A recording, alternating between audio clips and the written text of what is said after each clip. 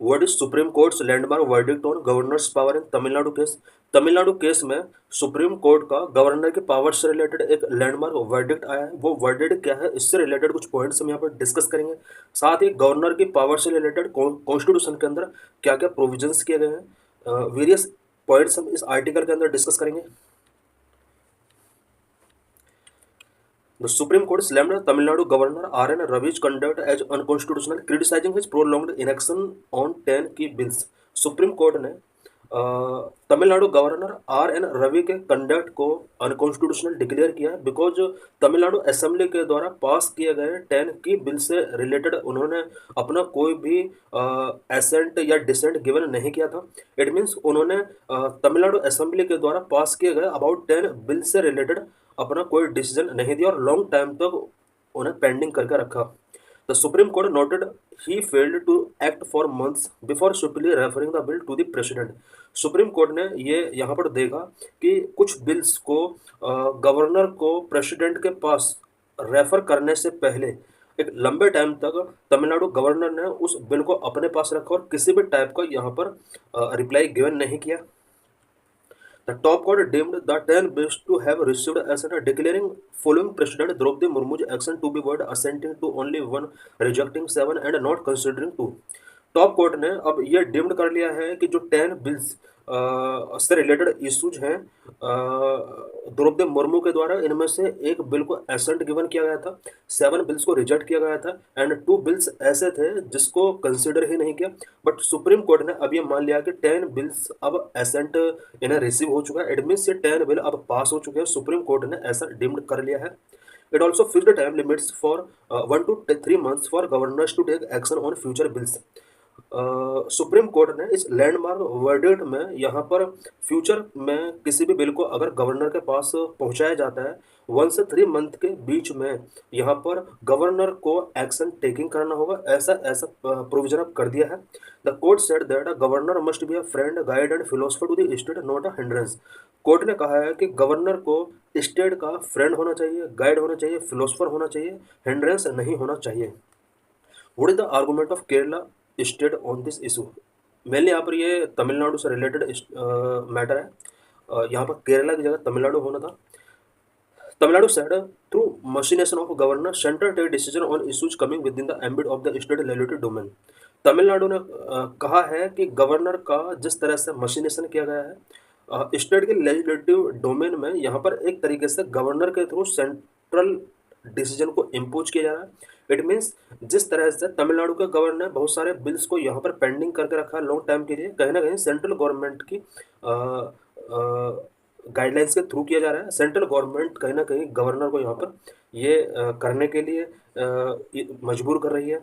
It argued that the governor's power to reserve a bill for consideration of the president is limited and confined to specific circumstances detailed in the provision to Article 213 of the Constitution। Tamil Nadu ने यह argue किया है कि governor की जो power bill को reserve करने से रिलेटेड स्पेशली प्रेसिडेंट के लिए वो लिमिटेड है और कॉन्स्टिट्यूशन के आर्टिकल 213 के अंदर इस लिमिटेशन से रिलेटेड या इसके जो भी सर्कमस्टेंसेस हैं प्रोविजन किया गया। इट मीन्स कॉन्स्टिट्यूशन का आर्टिकल 213 में गवर्नर की प्रेसिडेंट के कंसिडरेशन के लिए सेंड किए जाने वाले बिल से रिलेटेड यहाँ पर एक पावर लिमिट किया गया है। हर बिल को गवर्नर प्रेसिडेंट के कंसिडरेशन के लिए नहीं सेंड कर सकता। The president also has not given any reason whatsoever for withholding accent.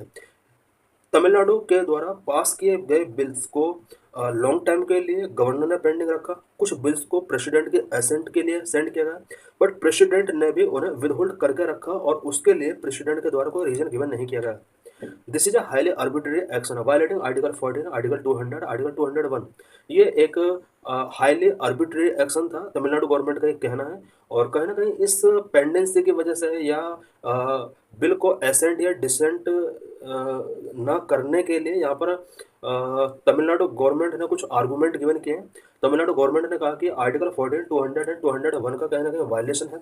Article 14 के अंदर राइट टू इक्वलिटी मिला हुआ, आर्टिकल 200 के अंदर बिल को एसेंट गिवन करने का जो प्रोसेस है वो गिवन किया गया है। आर्टिकल 201 के अंदर प्रेसिडेंट के कंसिडरेशन के लिए कोई बिल अगर गवर्नर रिजर्व करता है उसका क्या प्रोसीजर होगा, ये आर्टिकल 201 के अंदर प्रोविजन किया गया है। तो इन सभी आर्टिकल का इसमें कहीं ना कहीं वायलेशन हुआ है।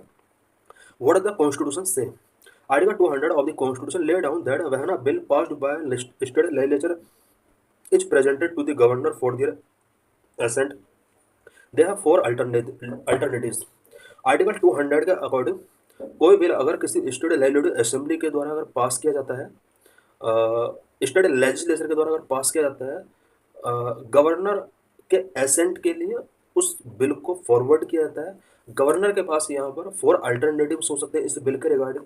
Number one, may give assent to the bill, governor चाहे तो बिल को एसेंट गिवन कर सकता है। नंबर टू, मे विदहो the assent to the bill, that is reject the bill in which case the bill fail to become law, वो इस bill को इस बिल से रिलेटेड एसेंट को विदहोल्ड करके रख सकता है। विदहोल्ड का मतलब है कि यहाँ पर बिल अब रिजेक्ट हो जाएगा। Number three, may return the bill for reconsideration of the state legislature, governor चाहे तो स्टेट लेजिस्लेचर की कंसिडरेशन के लिए बिल को रिटर्न कर सकता है।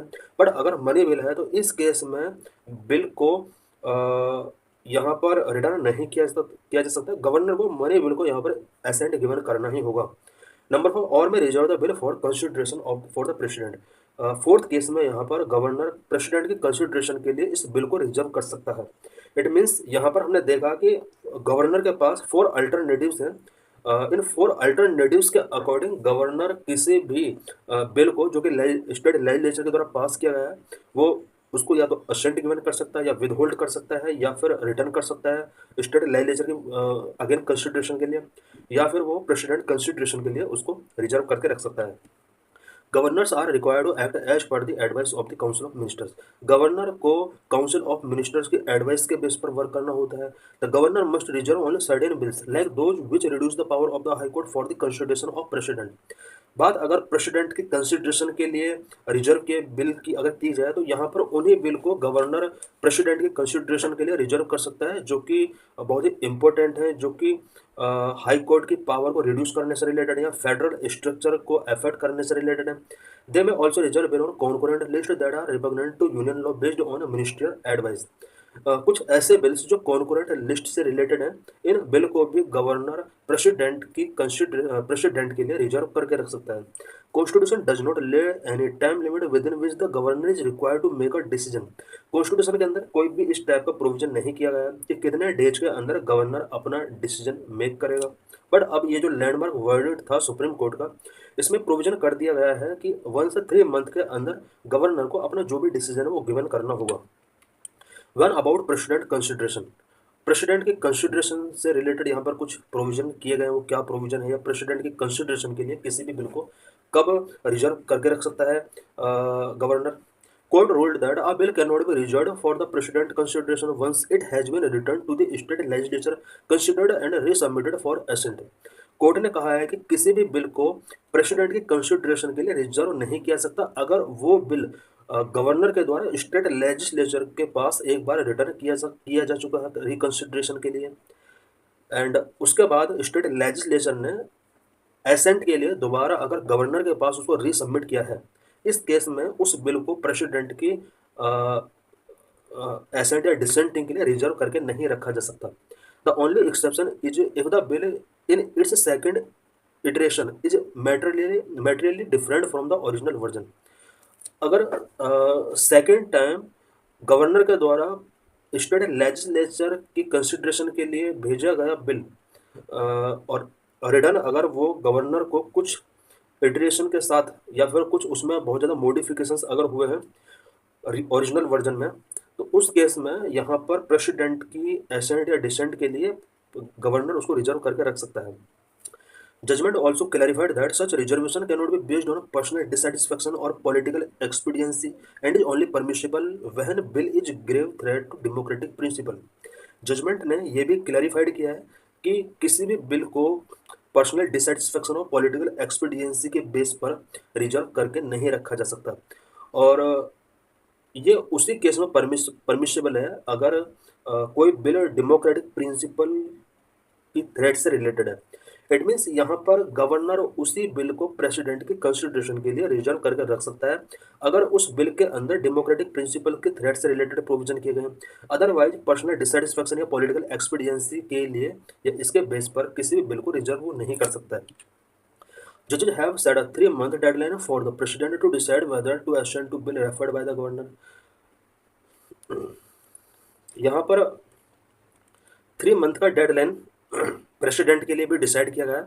अगर किसी गवर्नर ने किसी पर्टिकुलर बिल को प्रेसिडेंट की कंसिडरेशन के लिए यहाँ पर रेफर किया है तो प्रेसिडेंट को भी यहाँ पर 3 मंथ का डेडलाइन फिक्स किया गया है। Any delay beyond this period must be accompanied by justifiable reason and communicate to the concern state the ruling state.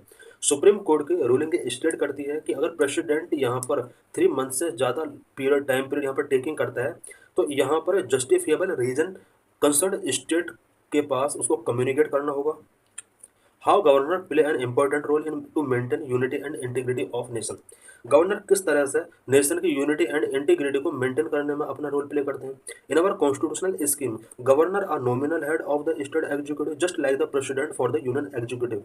Indian constitutional scheme के अंदर गवर्नर स्टेट एग्जीक्यूटिव का एक नॉमिनल हेड होता है just like president executive union executive का nominal head होता है। Governor acts as an appointee of the central government who is responsible for maintaining unity and integrity of the nation in critical times. Governors जो भी हैं वो central government के appointee होते हैं और इनका जो मेन रिस्पॉन्सिबिलिटी है वो क्रिटिकल टाइम्स में नेशन की यूनिटी एंड इंटीग्रिटी को मेंटेन करना इनका एक मेन रिस्पॉन्सिबिलिटी है। Federalism is a basic feature of our constitution and the governor's office should not undermine powers of elected government at state. Federalism हमारे constitution का एक बेसिक फीचर है और इस तरह से गवर्नर का जो ऑफिस है वो स्टेट के इलेक्टेड गवर्नमेंट की जो पावर्स हैं उसको अंडरमाइन उसको नहीं करना चाहिए। Is judicial review permissible. क्या इस केस में जुडिशियल रिव्यू किया जा सकता है अगर कोई गवर्नर किसी स्टेट असेंबली के द्वारा फॉरवर्ड किए गए बिल को गवर्नर के पास सेंड करता है और एक लॉन्ग टाइम तक उसका रिप्लाई नहीं दिया जाता है या फिर गवर्नर के द्वारा किसी बिल को प्रेसिडेंट के पास फॉरवर्ड किया जाता है और लॉन्ग टाइम तक रिप्लाई नहीं दिया जाता है, क्या इससे रिलेटेड जुडिशियल रिव्यू परमिसिबल है। The judges emphasize that any exercise of a gubernatorial discretion must be under judicial review to prevent any disregard for the will of the people। जजेज ने यहाँ पर अभी जो लैंडमार्क जजमेंट आया है जज ने यहाँ पर एम्फेसाइज किया है कि गवर्नेटोरियल डिस्क्रिशन जो भी हैं या गवर्नर्स जो भी अपने डिस्क्रिशन पावर्स का एक्सरसाइज करता है उसका जुडिशियल रिव्यू किया जा सकता है। Invoking its inherent power under Article 142 of the Constitution, the court deemed the 10 pending bills to have received assent। यहाँ पर सुप्रीम कोर्ट ने तमिलनाडु स्टेट असेंबली के द्वारा पास किए गए 10 बिल्स जो कि लॉन्ग टाइम से गवर्नर के पास पेंडिंग थे, सुप्रीम कोर्ट ने यहाँ पर 10 बिल्स को अब एसेंट गिवन कर दिया और इसके लिए article 142 of the constitution supreme court ने यूज किया है। इट मीन्स यहाँ पर सुप्रीम कोर्ट के लिए आर्टिकल 142 के अंदर कुछ पावर्स मिली हुई हैं। What were the recommendations about this issue. Governor की डिस्क्रिशनरी पावर या किसी भी बिल की असेंडिंग या डिसेंडिंग गिवन करने से रिलेटेड यहाँ पर कुछ कमीशंस के रिकमेंडेशंस थे। इस इशू से रिलेटेड क्या क्या रिकमेंडेशंस उनके रहे हैं। Sarkaria commission 1987 has submitted that bills should be reserved in rare cases of unconstitutionality. 1987 में सरकारिया कमीशन ने अपने रिकमेंडेशन सबमिट किए और इस रिकमेंडेशन के अंदर ये प्रोविजन किया गया था कि प्रेसिडेंट की कंसिडरेशन के लिए बिल को अगर रिजर्व करना है प्रेसिडेंट की कंसिडरेशन के लिए तो कुछ अनकॉन्स्टिट्यूशनली केसेस से रिलेटेड बिल्स को ही कोई भी गवर्नर यहाँ पर प्रेसिडेंट की असेंट या डिसेंट या जो भी उसका डिसीजन है वो रिजर्व किया जाना चाहिए। Governor must discharge functions under article 200 as per the advice of minister. Governor article 200 के अंदर जो भी अपने फंक्शंस को डिस्चार्ज करता है उसके लिए उसे मिनिस्टर्स की एडवाइस यहाँ पर टेकिंग करना चाहिए। बट तमिलनाडु के अंदर जिस तरह से हम ये केस डिस्कस कर रहे हैं तमिलनाडु गवर्नर के द्वारा तमिलनाडु की जो यहाँ पर मिनिस्टर्स हैं उनका एडवाइस यहाँ पर टेकिंग नहीं किया जा रहा है। ज़्यादातर स्टेट में हम देख सकते हैं कि गवर्नर सेंट्रल गवर्नमेंट की अकॉर्डिंग उसका जो भी डिसीजन है उसके अकॉर्डिंग वर्क कर रहा है। आर्टिकल 200 के अकॉर्डिंग जो इन्हें स्टेट मिनिस्टर से एडवाइस टेकिंग करना चाहिए वो नहीं कर रहे हैं। It further recommended that the president should dispose of such bills with in a maximum period of 6 month. यहाँ पर सरकारिया कमीशन ने यह भी रिकमेंड किया है कि 6 मंथ के अंदर प्रेसिडेंट को भी अपना यहाँ पर बिल्स के रिगार्डिंग जो भी उसका डिसीजन है वो गिवन कर देना चाहिए। If president withholding assent, the reason should be communicated to the state government wherever possible। सरकारी कमीशन ने ये भी रिकमेंड किया कि अगर प्रेसिडेंट अपने एसेंट को विदहोल्ड करता है तो यहाँ पर स्टेट गवर्नमेंट के साथ उसको रीजन कम्युनिकेट करना होगा। The Punchy Commission 2010 had recommended that the governor should take a decision with respect to a bill presented for further assent within a period of 6 months। Punchhi commission ने 2010 में ये recommend किया कि गवर्नर को किसी bill को यहाँ पर बिल से रिलेटेड डिसीजन 6 मंथ के अंदर गिवन कर देना चाहिए। However these recommendations have not been implemented till date. अभी तक ये दोनों रिकमेंडेशन जो सरकारिया कमीशन और पुंछी कमीशन के द्वारा गिवन किए गए थे कोई भी यहाँ पर इम्प्लीमेंट नहीं किया गया। हमने देखा कि सरकारिया कमीशन ने जो यहाँ पर रिकमेंड किया था वो प्रेसिडेंट के रिगार्डिंग यहाँ पर ये रिकमेंडेशंस गिवन किए थे और पुंछी कमीशन ने स्पेशली यहाँ पर गवर्नर से रिलेटेड कुछ रिकमेंडेशंस गिवन किए थे। How can this impasse be resolve, इस इम्पास को कैसे हम रिजॉल्व कर सकते हैं। The main reason for this impasse which plagued our federal setup is the politicisation of gubernatorial post. इस इम्पासी का जो मेन रीजन है जो कि हमारे फेडरल सेटअप को प्राउड कर रहा है वो ये है कि यहाँ पर गुबर्नेटोरियल पोस्ट का पॉलिटिसाइजेशन किया जा रहा है। Many political leaders have called for the abolition of governors post in past. इस इम्पासी को रिजॉल्व करने के लिए कुछ पॉलिटिकल लीडर्स ने पास्ट में गवर्नर की पोस्ट को अबॉलिश करने का भी यहाँ पर रिकमेंड किया था। As the supreme court observe it is necessary for the governor and chief minister to do a little bit of soul searching. Supreme court ने ऑब्जर्व किया कि गवर्नर और चीफ मिनिस्टर को कुछ सोल सर्चिंग यहाँ पर करना होगा। The constitution may be amended to provide that the CM shall be consulted before appointment of the governor. हमारे कॉन्स्टिट्यूशन के अंदर प्रेजेंट में प्रोविजन नहीं है कि जिस टाइम पर सेंटर गवर्नर्स का अपॉइंटमेंट करता है किसी पर्टिकुलर स्टेट के लिए उस पर्टिकुलर स्टेट के सीएम के साथ यहाँ पर कंसल्ट नहीं किया जाता है। बट कॉन्स्टिट्यूशन के अंदर ऐसा कुछ अमेंडमेंट अब करने की जरूरत है कि सेंटर जब भी गवर्नर अपॉइंट करता है किसी पर्टिकुलर स्टेट के लिए उस पर्टिकुलर स्टेट के सीएम के साथ कंसल्टेशन किया जाना चाहिए। The recommendation of Punchy Commission that governors may be removed through an impeachment by the state legislature can also be considered। Punchhi commission ने यह भी रिकमेंड किया था कि स्टेट लेजिस्लेचर को ये पावर होनी चाहिए कि वो गवर्नर को इम्पीचमेंट प्रोसेस के थ्रू रिमूव कर सके। बिकॉज करंट में प्रेसिडेंट को रिमूव करने के लिए इम्पीचमेंट प्रोसेस फॉलो किया जाता है बट गवर्नर को यहाँ पर इम्पीचमेंट प्रोसेस का प्रोविजन नहीं है।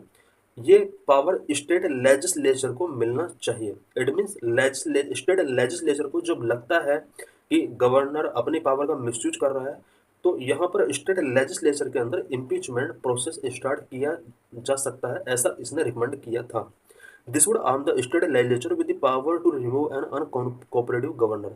इससे स्टेट लेजिस्लेचर को अनकोऑपरेटिव गवर्नर को रिमूव करने की पावर मिल सकती है।